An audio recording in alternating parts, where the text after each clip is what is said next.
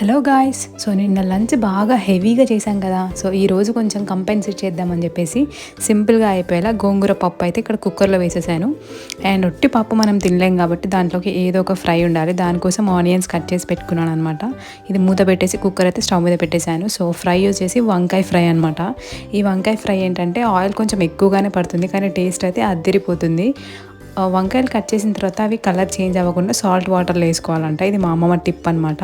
So ఇక్కడ ఒక గిన్నె పెట్టుకొని దాంట్లో ఆయిల్ వేసుకొని ఫస్ట్ ఉల్లిపాయలు వేసుకొని కొంచెం లైట్గా కలర్ చేంజ్ అయిన తర్వాత కరివేపాకు వేసుకోవాలి. నేను ఈ మధ్య కరివేపాకు బాగా ఎక్కువ తింటున్నాను అనమాట, హెయిర్ ఫాల్ అవుతుందని చెప్పేసి.